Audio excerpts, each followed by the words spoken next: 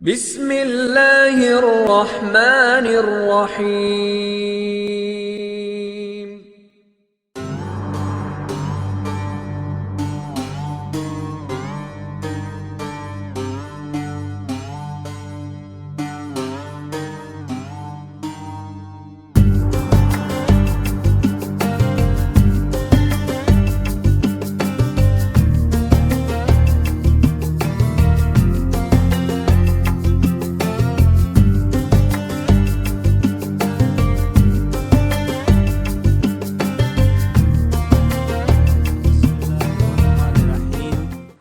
الحمد للہ رب العالمین والصلاة والسلام علی سید الانبیاء والمرسلین نبینا محمد وعلی آلہ وصحبہ اجمعین الی یوم الدین، اما بعد فاعوذ باللہ من الشیطان الرجیم، بسم اللہ الرحمن الرحیم۔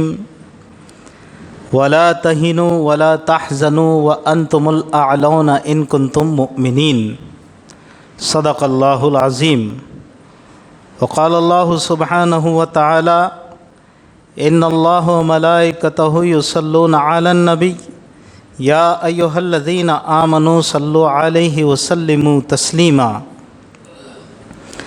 اللہم صل علی سیدنا وشفیعنا وحبیبنا ونبینا ومولانا محمد وبارک وسلم۔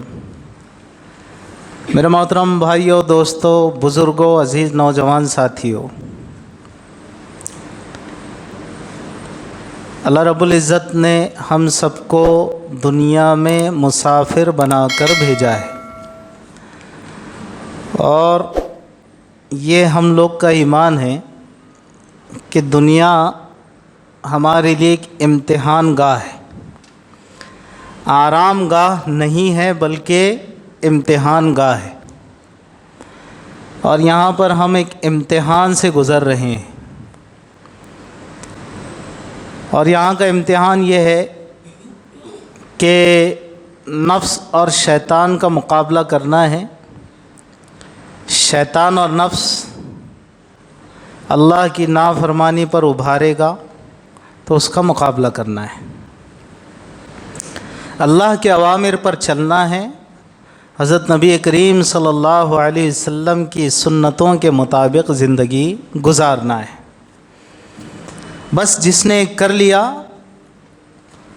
تو قرآن نے اعلان کیا ہے وَمَن يُطِعِ اللَّهَ وَرَسُولَهُ فَقَدْ فَازَ فَوْزًا عَظِيمًا، کہ جس نے اللہ کی اطاعت کر لی، رسول اللہ کی اطاعت کر لی، فَقَدْ فَازَ فَوْزًا عَظِيمًا، اس نے ٹاپ مار لیا، فوزاً عظیمہ، بڑی کامیابی، گریٹ سکسیس، ایک عظیم کامیابی۔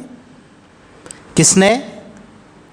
جس نے اطاعت کی اللہ کی اور رسول اللہ کی۔ تو جب تک ہم زندہ ہے یہ جنگ چلنا ہے، نفس کی، شیطان کی اور شیطانی لشکروں کی۔ ستیزہ کار رہا ہے ازل سے تا امروز، چراغ مصطفی سے شرار بو لہبی، کہ یہ تو روز اول سے جنگ چھڑی ہوئی ہے نا، کہ شرار مصطفی سے، چراغ مصطفی سے شرار بو لہبی، رسول اللہ صلی اللہ علیہ وسلم کا جو چراغ ہے اس سے بو لہبی شرارے، چنگاریاں، یہ بھیڑنے کی کوشش کرے گی، یہ لڑنے کی کوشش کرے گی، لیکن کامیاب نہیں ہوگی۔ کیوں نہیں ہوگی؟ اس لیے کہ اللہ نے خود یہ طے کیا ہے هو الذی ارسل رسولہ بالہدی ودین الحق لیظہرہ علی الدین کلہ ولو کرہ المشرکون، کہ اللہ نے رسول اللہ کو بھیجا ہی اس لیے اپنے پیغمبر کو، تاکہ اپنے اس دین کو، دین حق کو دیگر ادیان پر غالب کر دے، اور مشرکوں کو اور کئی کا کفار کو یہ بات تو گراں گزرے گی، ان کو تھوڑی نا ہضم ہوگی کہ اللہ کا دین غالب آئے اور رسول اللہ کی جو تہذیب ہے وہ غالب آئے۔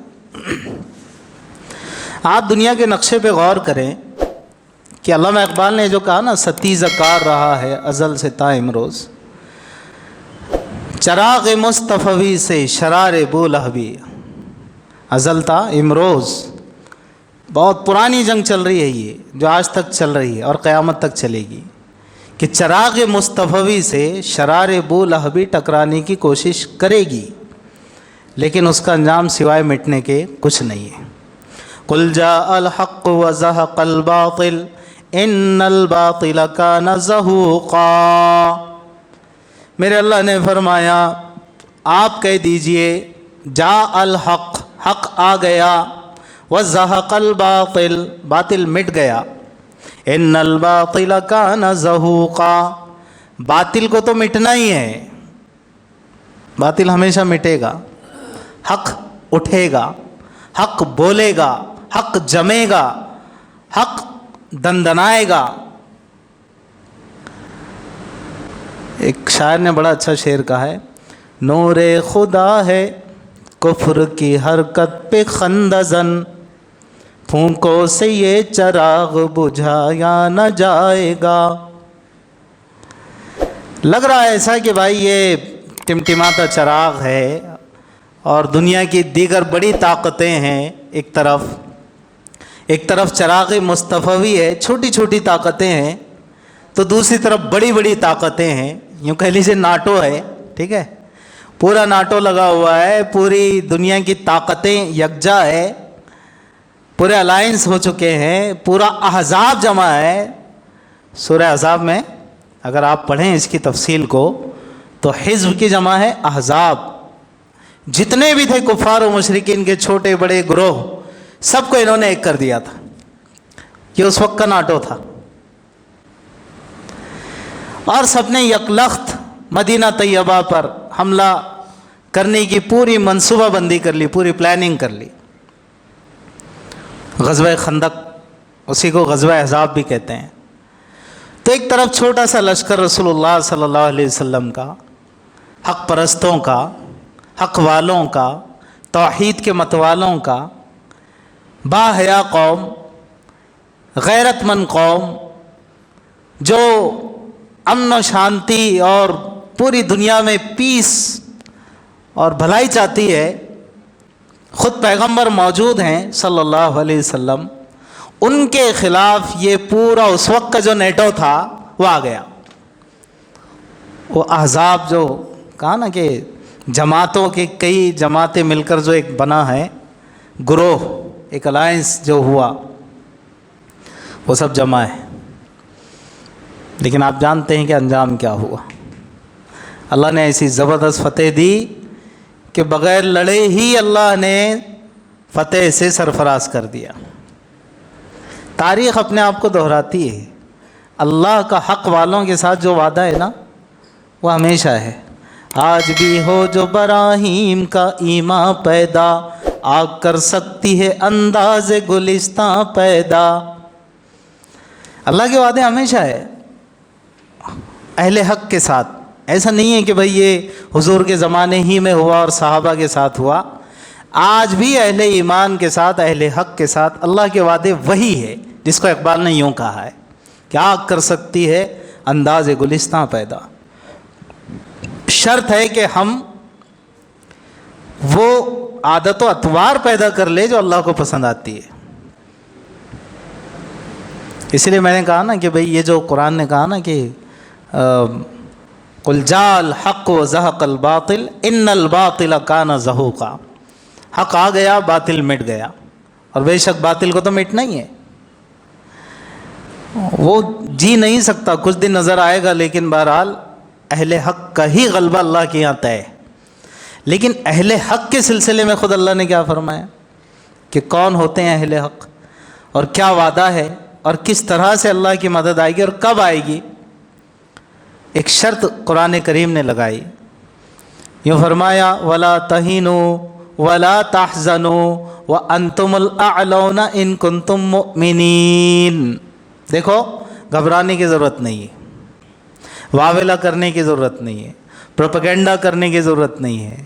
میں تھوڑا سا اور اس مفہوم کو وسیع کرنے کی کوشش کر رہا ہوں۔ بہت زیادہ احتجاج کرنے کی ضرورت نہیں ہے، دھرنے دینے کی ضرورت نہیں ہے، میمورینڈم پہ میمورینڈم کیا حیثیت ہوتی ہے اس کی آپ جو دیتے ہیں، ٹھیک ہے کہ بھائی یہ ہے کہ جتنا کر سکتے تھے، ہاں جی، وہ کہتے ہیں نا کہ بھائی نئی ماموں سے، تو یہ یا تو ہم یہ کہہ لیجیے کہ یہ ہماری وسعت ہے یا معاف کرنا یہی ہماری اوقات ہے۔ تو خیر، یہ قرآن نے جو کہا نا کہ یہ جو تم جتنا بھی غمگین ہو جاتے ہو، کبھی فرسٹریشن کے شکار ہو جاتے ہو، کبھی مایوس ہو جاتے ہو، کبھی ٹوٹ جاتے ہو، کبھی پریشان ہو جاتے ہو کہ یا کیسے ہوگا، کیا ہوگا، حالات کیسے بدلیں گے وغیرہ وغیرہ، تو اللہ نے کہا صاف ستھرے انداز سے وَلَا تَهِنُوا وَلَا تَحْزَنُوا وَأَنْتُمُ الْأَعْلَوْنَ إِن كُنتُم مُؤْمِنِينَ۔ دیکھو گھبراؤ مت، پریشان بھی ہونے کی ضرورت نہیں ہے، تم ہی غالب آؤ گے بشرطے کہ تم سچے مومن ہو، سچے مومن۔ اب سچے مومن کا مطلب کیا ہے میرے بھائی؟ قرآن کریم نے جتنی تعلیمات ہم کو دی ہیں، ہم خود ذرا سا اپنے آپ کا جائزہ لیں کہ ہماری زندگی میں کتنی ہے۔ حضرت نبی کریم صلی اللہ علیہ وسلم کی تعلیمات ہماری زندگی میں کتنی ہیں؟ کیا صرف جمعے کی نماز ہم نے پڑھ لی تو پکے مسلمان ہو گئے؟ وہ والے جس کو قرآن نے کہا ان کنتم مومنین، بولو بھائی، کیا صرف زبان سے کہتے رہے لا الہ الا اللہ محمد الرسول اللہ اشہد ان لا الہ الا اللہ اشہد ان محمد الرسول، یہ کہتے رہیں آپ لیکن اس کے تقاضوں پہ عمل نہ کریں تو کیا یہ کافی ہے کہ ان کنتم مومنین کے زمرے میں ہم آ جائیں، مومنین کے زمرے میں آ جائیں؟ جو قرآن نے کہا کہ سچے مومن اگر تم ہو تو پھر فکر کرنے کی بات نہیں ہے۔ کیا یہ کافی ہے کہ رمضان آ جائے تو روزے رکھ لو، اللہ نے وسعت دی تو حج کر لو، اور موقع رہا تو عمرے پہ عمرے کیے جاؤ، اور دوسری طرف پھر یہ کہ صاحب مارکیٹ میں جھوٹ چلتا رہے، بازاروں میں خیانت ہوتی رہے، بہنوں کا حق مارا جاوے، میراث کی شرعی تقسیم نہ ہو، بہنوں کا حق کھا جاؤ، بیواؤں کا حق کھا جاؤ، یتیموں کا حق کھا جاؤ، بھائیوں کا حق مارو، ناپ تول میں کمی کرو، خوب ڈنڈیاں اور سیٹنگ کاٹوں میں، جھوٹ بولو، غیبت کرو، چغلیاں کھاؤ۔ ذرا ہم اپنے آپ کا جائزہ لیں کہ مسلم معاشرے میں کیا یہ سارے گناہ نہیں ہو رہے ہیں؟ ایک سوال ہے۔ جمعے کی پابندی ہے، ماشاءاللہ اچھی بات ہے، مسجد وار ذمہ داریاں بھی ہم نبھاتے ہیں، سب باتیں، لیکن کیا یہ جو اخلاقی برائیاں آ گئی ہماری زندگی میں اور حقوق العباد کے سلسلے میں جو کوتاہیاں ہو رہی ہے ہم سے، کیا اس کے بعد بھی ہم یہ سمجھتے رہیں کہ ہم سچے مومن ہیں جن کے ساتھ اللہ کی مدد کا وعدہ ہے؟ ہمیشہ یاد رکھو، سچے مومنین کے ساتھ ہی، حقیقی مومنین کہنے والے نہیں صرف، ان کے ساتھ ہی اللہ کا وعدہ ہے۔ جو دنیا اپنی آنکھوں سے دیکھتی ہے اور اللہ دکھاتا ہے، اور ہم ان خوش نصیبوں میں سے ہے کہ ہماری آنکھوں نے بھی وہ دیدار، وہ منظر دیکھا ہے، وہ دیدار کیا ہے۔ اب کون سی بات باقی رہتی ہے کہ ہم اللہ کی مدد کو نہ سمجھیں یا اس نتیجے تک نہ پہنچے کہ بھائی اللہ کی واقعی مدد ہے اور آتی ہے۔ کچھ دن ہوتے ہیں جو آزمائش کے ہوتے ہیں، کچھ دن ہوتے ہیں جو آپ کو منجھانے کے لیے ہوتے ہیں، کچھ دن ہوتے ہیں جہاں پر آپ کا امتحان ہوتا ہے، کچھ دن ہوتے ہیں جہاں پر آپ کے استقامت کو جانچا جاتا ہے، کچھ عرصہ ہوتا ہے جس ٹائم پیریڈ میں آپ کے ایمان کو دیکھا جاتا ہے کہ کتنا پاورفل ہے۔ اگر اس میں آپ کامیاب ہو گئے تو پھر حقاً علینا نصر المؤمنین، یہ اللہ کا وعدہ ہے کہ پھر تو ایمان والوں کی مدد کرنا ہمارے اوپر ان کا حق ہے۔ اللہ کہہ رہے ہیں ایمان والوں کی مدد کرنا ہمارے اوپر ایمان والوں کا حق ہے، یعنی اللہ نے اپنے اوپر لازم کیا ہے کہ میرے اوپر لازم ہے ایمان والوں کی مدد کرنا۔ لگتا ہے کہ کبھی ستارہ ڈوب چکا ہے شاید، لیکن اقبال نے کہا، اللہ تعالیٰ علامہ اقبال کو خوب جزائے خیر عطا فرمائے، کہ جہاں میں اہل ایمان صورت خورشید جیتے ہیں، جہاں میں اہل ایمان صورت خورشید جیتے ہیں، ادھر ڈوبے ادھر نکلے ادھر ڈوبے ادھر نکلے. ڈوبتا تو نہیں ہے حق والوں کا ستارہ, جہاں میں اہل ایمان صورت خورشید جیتے. ادھر ڈوبے ادھر نکلے ادھر ڈوبے ادھر نکلے. اسلام کی فطرت میں قدرت نے لچک دی ہے, اسلام کی فطرت میں قدرت نے لچک دی ہے. اتنا ہی یہ ابھرے گا جتنا کہ دباؤ گے. تو اس وقت صحابہ اکرام کی چھوٹی سی جماعت حضرت نبی کریم صلی اللہ علیہ وسلم کی کمانڈنگ میں پورے ناٹو جمع احزاب. لیکن اللہ نے دکھایا کہ میں کیسے اہل ایمان کی مدد کرتا ہوں, کہ بغیر کسی لڑائی کے اللہ نے نصرت سے سرفراز کیا, فتح سے سرفراز کیا, اور ایسی بہترین مدد فرمائی کہ ان کی کمر ہی ٹوٹ گئی. اللہ کے یہ وعدے آج بھی ہے جو ہم اپنی آنکھوں سے اللہ ہم کو دکھاتا ہے. تو حالات کتنے سنگین ہو جائے, کتنی ٹوٹ جائے, ہمارا ایک کام ہے, بنیادی کام, کہ ہم خود اللہ کے دین سے کتنے جڑے ہوئے ہیں.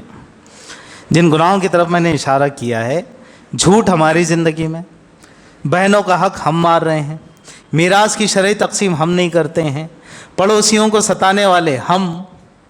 ہاں جی ذرا غور کریں نا. اچھا سود, رشوت, جس کے بارے میں اتنی سنگین باتیں اور وعیدیں آئی ہیں, اس کے باوجود آج مسلمانوں میں سود کا لین دین عام. اللہ معاف کرے, بڑا سنگین مسئلہ ہے. حالانکہ اتنی سخت وعید ہے کہ سود کے 70 درجے ایک روایت کے مطابق, جس کا سب سے کم جو درجہ ہے وہ یہ ہے جیسے کوئی شخص اپنی ماں کے ساتھ بدکاری کر رہا ہے. نعوذ باللہ, کوئی تصور بھی نہیں کر سکتا ہے. لیکن سود کھاتا ہے مسلمان, دے رہا ہے, لے رہا ہے, بیاج بٹوں پہ کاروبار چل رہے ہیں. اجی زمینیں ہی یہ بول کر بک رہی, اب تو فلیٹس اور زمینیں, کہ بھائی یہ اس پر فائنانس بھی ہو جاتا ہے. ایک مسلمان دوسرے کو کہتا ہے اور کنوینس کر رہا ہے خریدنے کے لیے, اس پہ فائنانس بھی ہو جاتا ہے, ہوم لون بھی ہو جاتا ہے. اڑاؤ مزے, کتنے اڑانا ہے. تو مزے نہیں ہیں یہ مزے نہیں ہیں. مزے تو وہی ہے جو اللہ کے دین کے قاعدوں میں ہے, بس اسی میں مزہ ہے. عین اسلامی تعلیمات, عین اسلامی شریعت, عین اسلامی نظام, عین اسلامی نظام حکومت, اسی میں عافیت ہے. کبھی بھی یاد رکھو. باقی تو یہ چاہے جمہوری تماشا ہو, اقبال نے جو کہا نا, جلال پادشاہی ہو کہ جمہوری تماشا ہو, جدا ہو دین سیاست سے تو رہ جاتی ہے چنگیزی. یہ جمہوری تماشا, یہ سب فیل سسٹم ہے. یہ تو دھوکہ دینے کے لیے کر دیا گیا ہے. یہ دنیا کو اس سے راحت نہیں ہے, سکون نہیں ہے, دھوکہ ہے سارا ہے. اللہ کے قوانین میں سکون ہے, کیونکہ اللہ رب کائنات ہے. اپنی مخلوقات کی ضرورتوں سے اللہ سے بہتر کوئی دوسرا واقف نہیں ہے. اللہ جانتے ہیں کہ میرے بندوں کے لیے عافیت کا راستہ کون سا ہے. اس لیے اسلام نے جو قوانین دیے ہیں, چاہے معاشرتی ہو, اخلاقی ہو, تجارتی ہو, خاندانی نظام ہو, حکومت کا نظام ہو, اسی میں عافیت ہے. یہ ہمیشہ یاد رکھیں. یہ تو اعتقاد ہونا چاہیے ہمارا کہ بھائی اللہ کے قانون کے سوا کوئی دوسرا قانون عافیت والا نہیں ہے کہ جو انسانوں کو راحت دے. اس لیے کہ رب کائنات جو پروردگار ہے ساری کائنات کا اور خالق و مالک ہے, اس نے جو قانون دیا ہے اسی قانون میں بندوں کی نجات ہے.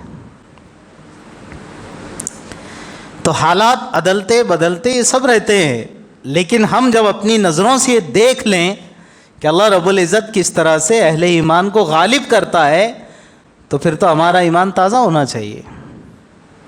اور اتنا بھی تازہ ہونا چاہیے کہ پھر اب اللہ کے وعدوں پر ایسا یقین, اس سے زیادہ یقین, جتنا یقین اس وقت ہم کو ہے کہ ہم مسجد جمیل بیگ میں بیٹھے ہیں, جمعہ کے لیے بیٹھے ہیں, دوپہر کا وقت ہے, دن کا وقت ہے, بولو بھائی, اور ہم سب بیٹھے ہوئے ہیں. یہ یقین ہے کہ نہیں آپ کو کہ آپ کہیں کوئی خوابوں کی دنیا میں ہیں؟ اس سے زیادہ یقین اللہ کے وعدوں پر ہم کو ہونا چاہیے, اس سے زیادہ یقین کہ جو میرے رب نے فرمایا وَلَا تَهِنُوا وَلَا تَحْزَنُوا وَأَنْتُمُ الْأَعْلَوْنَ إِن كُنتُم مُؤْمِنِينَ. گھبراؤ نہیں, پریشان ہونے کی ضرورت نہیں, غم کھانے کی ضرورت نہیں, تم ہی غالب آؤ گے اگر تم سچے مومن ہو. سچے مومن جو رہیں گے اللہ کے وعدے ان کے ساتھ. اور اللہ رب العزت پھر دکھاتے ہیں کہ کس طرح سے ہجرت کرنا پڑی تھی چھپتے چھپاتے، ڈائریکشن بھی چینج کرنا پڑا، غار ثور میں تھوڑا سا ایک حکمت عملی کے تحت رہنا پڑا، اور پھر اس کے بعد راستہ بدل کر جناب نبی کریم صلی اللہ علیہ وسلم اور صحابہ اکرام اپنی اپنی سہولت سے چھپتے چھپاتے مدینہ منورہ پہنچے. لیکن بہت جلد اللہ نے وہ دن دکھایا کہ جب فاتحانہ شان سے رسول اللہ صلی اللہ علیہ وسلم اور ان کے صحابہ مکہ مکرمہ میں داخل ہو رہے تھے. یہ وعدے کب ہے؟ یہ وعدے اس وقت ہے جب ہم ان تمام گناہوں سے توبہ کریں گے. بھائی توبہ میں دیر نہیں کرنا چاہیے. بڑی غلطی ہم لوگ سے یہ ہوتی ہے کہ ہم معاف کرنا ذرا سا، میں کہیں کہیں اپنا ٹیسٹ ایک الگ رکھتا ہوں، ایک ادنا سا طالب علم ہوں بھائی، لیکن اصل میں ہو کیا رہا ہے کہ بھائی بیانوں کو اس کو بھی ہم ایک جیسا رواج، ہاں آج اچھا بیان ہوا، نہیں بابا، اللہ میاں کیا اس کی پوچھ ہے، بولنے والے کی بھی اور سننے والے کی بھی. دل سے جو بات نکلتی ہے اثر رکھتی ہے، اللہ کرے کہ دل سے نکل جائے. یہ اس کو سیریس لیا کریں آپ. جمعے کے جو بیانات ہوتے ہیں نا، چاہے جہاں آپ سنتے ہو، یہ بہت یعنی ہمارے لیے اہمیت کے حامل ہوتی ہے. یہ جو گیدرنگ ہوتی ہے جمعہ کی، تو یاد رکھو کہ بھئی توبہ میں دیر نہیں کرنا چاہیے بندے نے. نہیں، نہ جانے بلا لے پیا کس گھڑی، تو رہ جائے تکتی کھڑی کی کھڑی.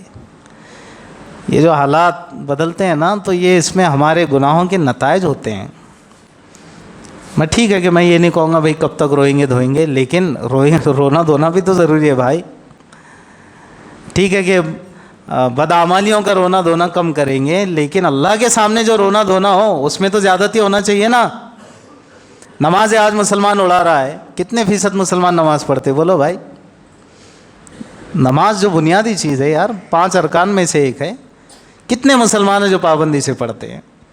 پھر کتنے مسلمان ہیں جو زکوٰۃ ایمانداری سے دیتے ہیں پورا حساب کر کے؟ اور کتنے مسلمان ہیں جو اپنی بہنوں کا حق دیتے ہیں میراث میں سے؟ اور کتنے مسلمان ہیں جو حقوق اللہ کی رعایت کے ساتھ ساتھ حقوق العباد کے سلسلے میں بہت زیادہ پوری اپنی ایک احساس ذمہ داری کے ساتھ اس کو ادا کرنے کی فکر کرتے ہیں؟ کتنے مسلمان ہیں؟ اور پھر ہم سمجھیں گے کہ بس اللہ میاں ایسے ہی غلبہ دے جیسے اللہ کے بندوں کو اللہ دیتا ہے. بابا اس کے لیے قربانی لگتی ہے، محنت لگتی ہے. ہاں، یہ شہادت گہے الفت میں قدم رکھنا ہے. لوگ آسان سمجھتے ہیں مسلمان ہونا. شہادتیں دینا پڑتی ہے، قربانیاں دینا پڑتی ہے، جان کی، مال کی، کبھی بال بچوں کی، تب جا کے یہ سب حالات ہوتے ہیں. تو ٹھیک ہے کہ میں یہ نہیں کہہ رہا ہوں آپ سے کہ بھئی بہت زیادہ آپ ڈر جائیں اور وہ، لیکن کم سے کم اپنی زندگی کو تو صحیح کر لیں. ہم لوگ ہر وقت دل میں کیوں نہ توبہ کرتے رہے، بندہ استغفار کرتا رہے. اور جمعے کا دن تو ایسا ہم لوگ کے لیے عید کا دن ہے، مبارک دن ہے، کہ اس میں اللہ رب العزت ایک ساتھ ایسی ہوتی ہے کہ بندے کی کسی بھی دعا کو رد نہیں کرتے، وہ قبول ہوتی ہے، قبولیت والی گھڑی. اور جمعے کے دن کے 2 مسنون اعمال وہ میں آپ کے سامنے رکھ رہا ہوں. لیکن اس سے پہلے یہ اعلان کر رہا ہوں کہ بھائی آپ جانتے ہیں کہ اس مسجد میں جو رفاہی کام چلتے ہیں ماشاءاللہ، اور امت مسلمہ اور بلکہ عام انسانوں کی خدمت کے لیے جو کام چلتے ہیں، تو اس کے لیے ظاہر سی بات ہے کہ جو فنڈ ریز ہوتا ہے وہ آپ حضرات ہی کے تعاون سے ہوتا ہے. اور آپ کے بغیر تو ظاہر سی بات ہے کہ یہ سب ابھی مجھے بتائیں کہ بھئی 1800 لوگ ماشاءاللہ روزانہ کھانا کھاتے ہیں، کوئی معمولی بات نہیں. اللہ اکبر. یہ بجٹ کہاں سے آئے گا؟ یہ خدمت جو ہو رہی ہے اس میں ہمارا بھی تو لگنا چاہیے نا. اور لگ بھی رہا ہے ماشاءاللہ، آپ میں کہ بہت ساروں کا لگ رہا ہے. تاہم تھوڑا بڑھ چڑھ کر کے اس میں حصہ لینے کی کوشش کریں، اور ابھی یہ جو کلیکشن ہو رہا ہے اس میں بڑھ کر ذرا تعاون کریں.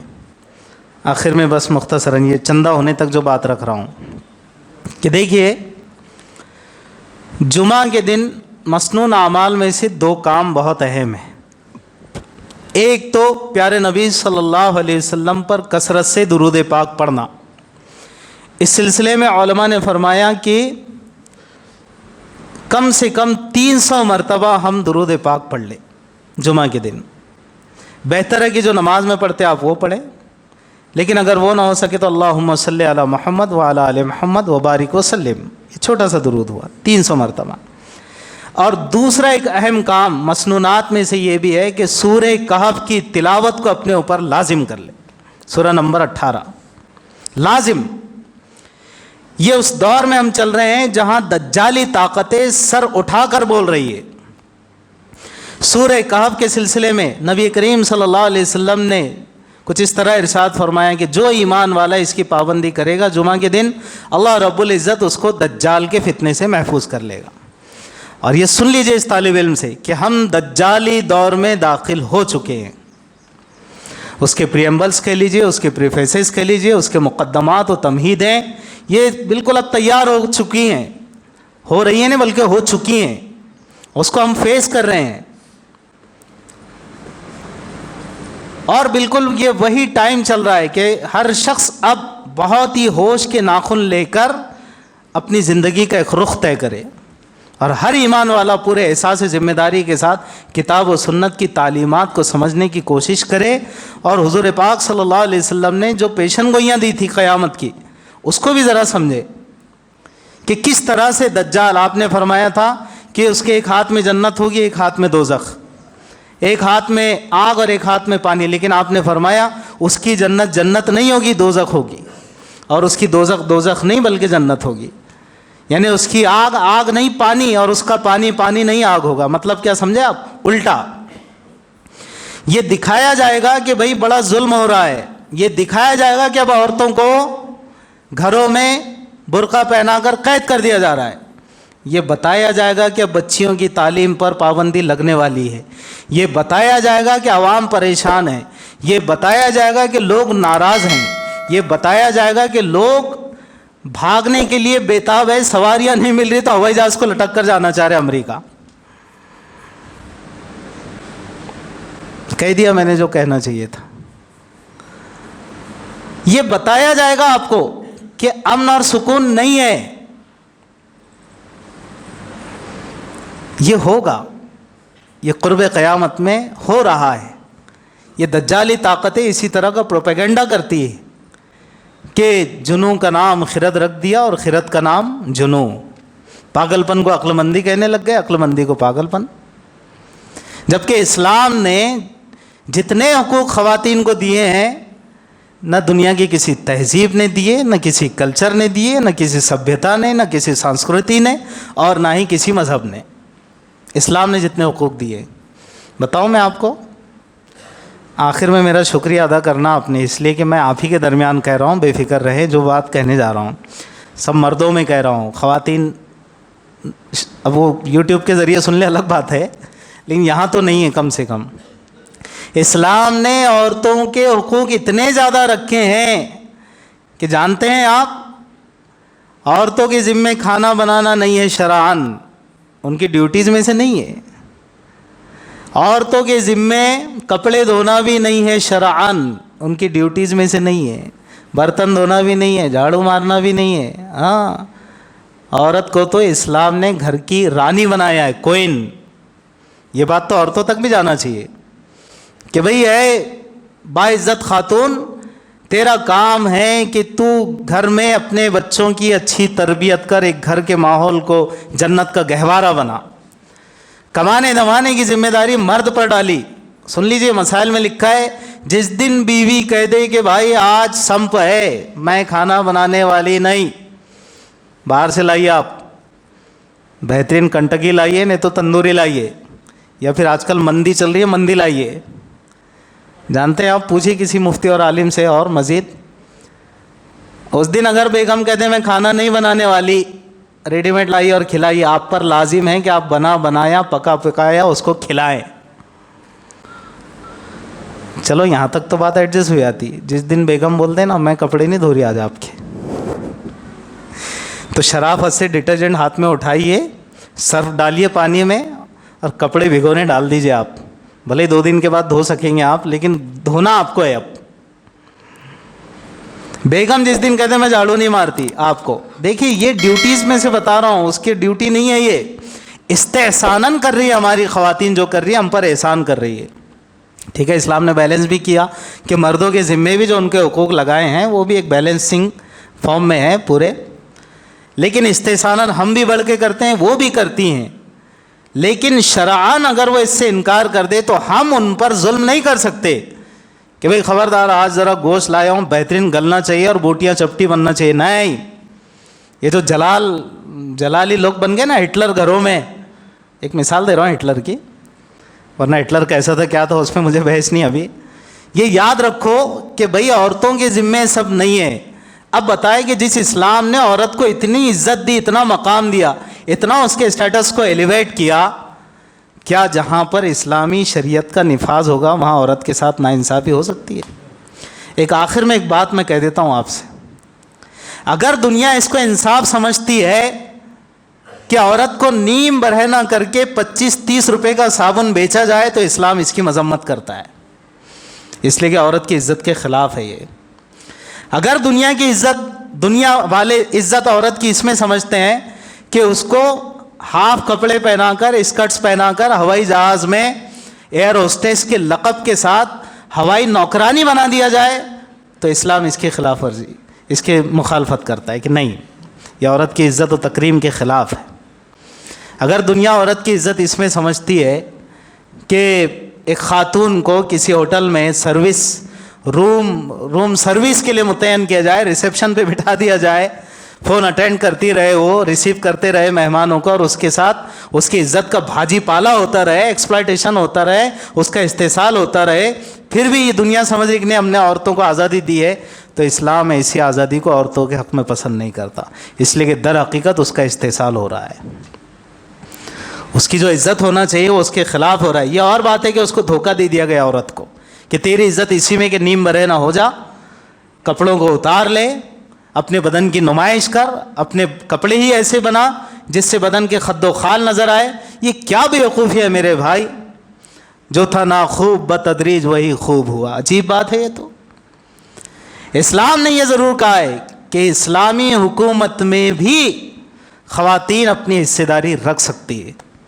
جو مستورات سے متعلق شعبہ جات ہیں، بچوں سے متعلق شعبہ جات ہیں، خواتین سے متعلق جو شعبہ جات ہیں، وہاں پر نہ صرف یہ کہ ان کا حق ہے، اسلامی تاریخ اٹھا کر دیکھیں تو پردہ دار حیادار خواتین نے اسلامی حکومتوں میں اپنا کنٹریبیوشن دیا ہے. لیکن اگر آپ یہ چاہتے ہیں کہ نہیں بے پردہ ہو کر یہ ذمہ داری نبھائے تو کیا ضروری ہے کہ بے پردہ ہو کر نبھائے؟ بات آ رہی ہے سمجھ میں؟ وہی کام پردے میں بھی تو ہو سکتا ہے.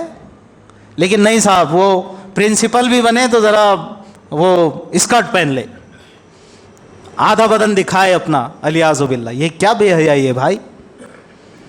اسلام نے عورتوں کو جو حقوق دیے ہیں پوری آزادی کے ساتھ دیے، لیکن یہ کہا ہے اے عورت تیرا ایک مقام ہے، تیری ایک عزت ہے، تیرا ایک شرف ہے، تیری ایک رسپیکٹ ہے. تو پردے میں رہ کر یہ کام کرے گی، تیری عزت اس میں بڑھے گی اور تیری عزت کی حفاظت ہوگی. بے پردہ ہوگی تو نہ جانے کیسے بھیڑیے نگاہ کے لوگ اور بھیڑی طبیعتوں کے لوگ تجھ پہ حملہ ور ہو سکتے ہیں. تو اسلام نے تو عورت کو سیکورٹی دی ہے، تحفظ دیا ہے، اس کی حفاظت کی ہے. اب اگر دنیا اس کو کہتی نہیں یہ قید ہے تو بھائی یہ تو وہی بات ہوئی نا پھر کہ عقل کا نام جنو رکھ دیا، خرد کا نام جنو اور جنو کا نام خرد. اب جو چاہے آپ کی عقل خدا داد کرے. تو یہ ساری باتیں جو اس وقت ہو رہی ہے دنیا میں، یہ دجالی طاقتوں کا ایک پروپیگنڈا ہوتا ہے کہ بھئی اسلام نے عورتوں کو باندھ کے رکھ دیا اور برقعے میں قید کر دیا اور گھروں کی نوکرانی بنا دیا. نعوذ باللہ. نہیں، وہ تو گھر کی ملکہ ہے، کوئین ہے، رانی ہے. اسلام نے اس کا ایک خاص مقام رکھا ہے، وہ ایک خاص عزت اس کو دی ہے. میں نے عرض کیا نا کہ اگر وہ کہہ دے نا کہ بھئی میں آج جھاڑو نہیں مارنے والی، تو مرد شرعی طور پر اس کا رائٹ نہیں بنتا ہے کہ عورت پہ ظلم کرے اور کہے نہیں مارنا پڑے گی جھاڑو. نہیں، شرافت سے جھاڑو اٹھاؤ اور اپنے کام میں لگ جاؤ. لیکن آپ ہی لوگوں سے کہہ رہا ہوں میں، لیکن صرف یہ سمجھانے کہ اسلام نے عورتوں کو کتنے حقوق دیے ہیں. بے فکر رہے، آپ کی تشکیل نہیں کر رہا ہوں، جیسا چل رہا ویسا بھی اگر چلتا رہا تو مجھے کوئی پرابلم نہیں ہے. ٹھیک ہے، میں دیکھ رہا ہوں کچھ لوگ گھبرا رہے کہ اب کیا کیسا کرنا. یہ ابھی میں آپ کا ذہن نہیں بنا رہا ہوں کہ ایسا کرو، وہ تو آپ پر ہے. اب جو میں نے بات رکھ دیا آپ کے سامنے، لیکن میں بتا رہا ہوں کہ اسلام نے یہاں تک ان کے رائٹس دیے. پھر دنیا سمجھ رہی ہے اور کہہ رہی ہے اگر تو سوائے اس کے کچھ نہیں کہ میرے نبی نے فرمایا تھا کہ دجال کے ایک ہاتھ میں آگ دوسرے ہاتھ میں پانی، لیکن سن لو کہ اس کا پانی اس کی آگ اور اس کی آگ در حقیقت پانی رہے گا، یعنی الٹا. بتایا ہی ایسا جائے گا، آپ کا ذہن ایسا موڑنے کی کوشش ہوگی کہ نہیں یہ امن نہیں ہے، یہ ظلم ہے، یہ اسٹیبلٹی نہیں ہے، انسٹیبلٹی ہے، یہاں شانتی نہیں ہے، یہاں پر بالکل اشانتی ہے، بتایا ایسا جائے گا۔ تو میرے بھائیوں ایک ہی چیز ہے، کتاب و سنت کی جو بنیادی تعلیمات ہیں نا، ہم ذرا اس کو سمجھنے کی کوشش کریں، اس کو پڑھیں، وقت نکالیں۔ نوجوانوں سے خاص کر کے کہوں گا اپنی تاریخ کا مطالعہ کریں، اسلامی تاریخ کا مطالعہ کریں۔ اور بہرحال اب دنیا اس موڑ پہ آ چکی ہے کہ اس کی بساط اب بہت زیادہ چلنا نہیں ہے، لپیٹی جانا ہے، یہ سمجھ لیجئے آپ۔ ہم آخر دور میں چل رہے ہیں، واللہ تعالیٰ لگتا ایسی رہا ہے، بالکل جو جتنی حضور کی پیشن گوئیاں تھیں لگ بھگ پوری ہو گئی، اب بڑی بڑی نشانیاں ہی باقی ہے بس۔